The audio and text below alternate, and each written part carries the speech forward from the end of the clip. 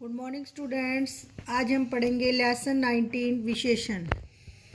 उस बाग में वसंत पूरी तरह छाया हुआ था। काले काले बादल आकाश पर छा गए थे। अनेक लोग बाग में टहल रहे थे। इन सभी वाक्यों में रंगीन शब्द संज्ञा अथवा सर्वनाम शब्द की विशेषता का बोध करा रहे हैं। पहले वाक्य में उस पद बाग की ओर संकेत कर रहा है। दूसरे वाक्य में काले काले पद बादल के कालेपन की विशेषता का बोध करा रहा है।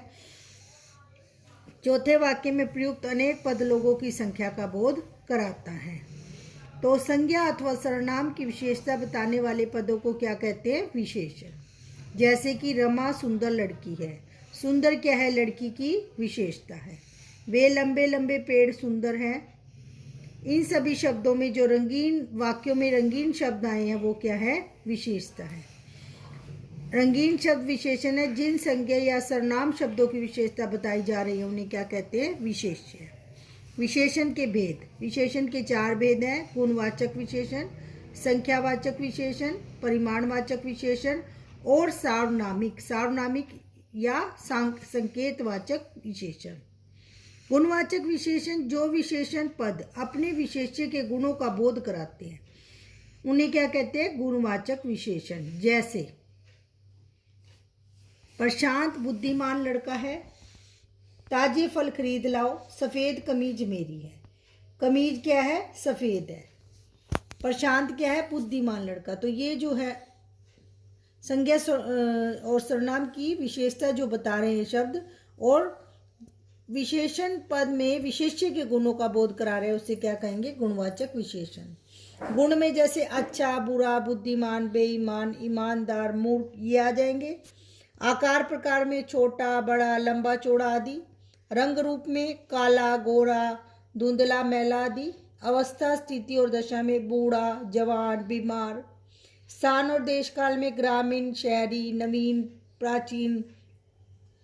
स्वाद और गंध में खट्टा, मीठा, चरपरा, तीखा, दुर्गंध युक्त आदि। अन्य गुण कोमल, मृदुल, मृदु, चिकना, मुलायम आदि।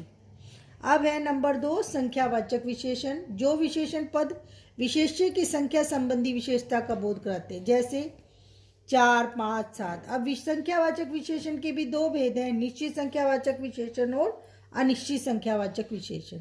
निश्चित में क्या है? निश्चित संख्या होगी, जैसे 5 किलो आम, 5, 7। और अनिश्चित में उसकी संख्या जो है विशेष्य की निश्चित नहीं होगी, जैसे कुछ, कुछ एक, थोड़े से, कई आदि।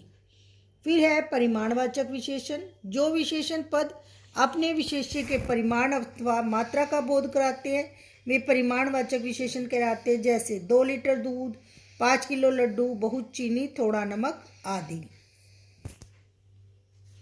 संख्यावाचक विशेषण की तरह परिमाणवाचक विशेषण के भी निम्नलिखित दो भेद हैं: निश्चित परिमाणवाचक विशेषण जो निश्चित परिमाण के बारे में बताएंगे, जैसे मेरे लिए 3 किलो रबड़ी लेकर आना, वह 1 लीटर दूध पिएगा।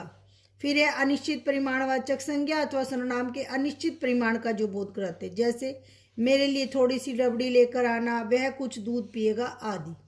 सार्वनामिक विशेषण जो विशेषण पद अपने विशेष्य की ओर निर्देश अथवा संकेत करता है, जैसे वे लोग वहां क्यों खड़े हैं, उन लड़कों को कहो कि वहां खड़े होकर शोर ना करे।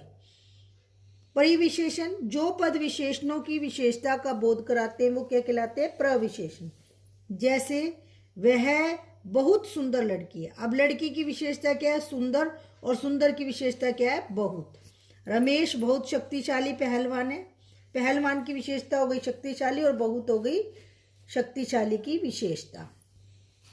इसी प्रकार से विशेषणों की रचना कैसे होती है? संज्ञा से विशेषण बनाना, लखनऊ से लखनवी, आदर से आदरणीय। फिर सर्वनाम से विशेषण बनाना, यह से ऐसा, वह से वैसा। क्रिया से विशेषण बनाना, पढ़ से पढ़ाकू, पीना से पियक्कड़ आदि।